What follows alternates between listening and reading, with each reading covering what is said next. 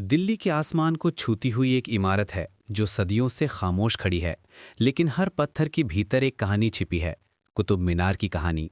ये केवल ईंटों और पत्थरों से बनी मीनार नहीं, बल्कि भारत के इतिहास की गवाही देने वाली एक जिंदा याद है। कहा जाता है जब 1192 में मोहम्मद गौरी ने पृथ्वीराज चौहान को हराया, तब उसके सेनापति कुतुबुद्दीन ऐबक ने दिल्ली में इस मीनार की नींव रखी थी।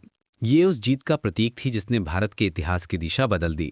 लेकिन क्या सिर्फ एक विजय का प्रतीक ही थी ये मीनार? नहीं, इसके हर मंजिल में अलग कहानी छिपी है। कहते हैं पहले कुतुबुद्दीन ऐबक ने इसका निर्माण शुरू किया, पर वो इसे पूरा नहीं कर पाया।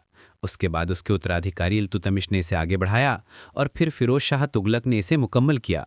यानी इस मीनार को 3 अलग अलग सुल्तानों ने अपने समय की छाप से सजाया। हर मंजिल पर बनी नक्काशियाँ, कुरान की आयतें और जालियों से छनती धूप उस समय की कला, धर्म और सत्ता की कहानी सुनाती हैं। जब आप नीचे से ऊपर तक देखते हैं तो लगता है जैसे समय खुद इस मीनार के चारों ओर घूम गया हो। इसकी ऊंचाई लगभग 73 मीटर उस दौर के लिए किसी अजूबे से कम नहीं थी। कहा जाता है कभी इस मीनार पर से दिल्ली के चारों ओर का नज़ारा साफ दिखाई देता था और हवा में झूलता इसका शिखर मानो आसमान से बातें करता था। लेकिन इस मीनार ने सिर्फ इज्जत और वैभव ही नहीं देखे, इसने ज़मीन हिलते देखी, भूकंपों की मार झेली और फिर भी अडिग रही।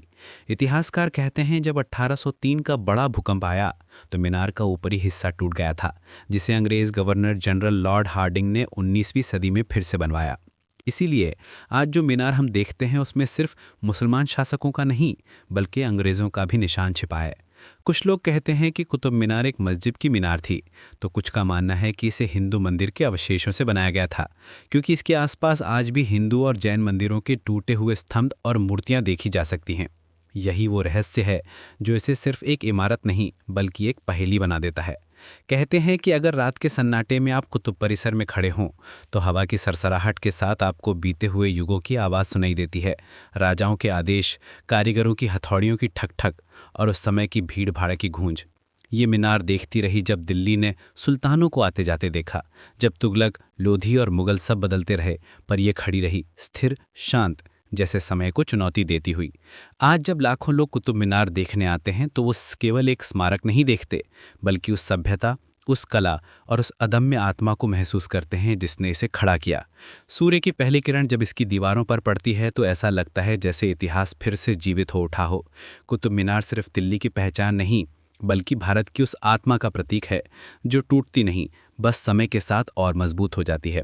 शायद इसीलिए कहा गया है, इमारतें नहीं बोलती, लेकिन जब बोलती हैं तो पूरा इतिहास सुनाई देता है।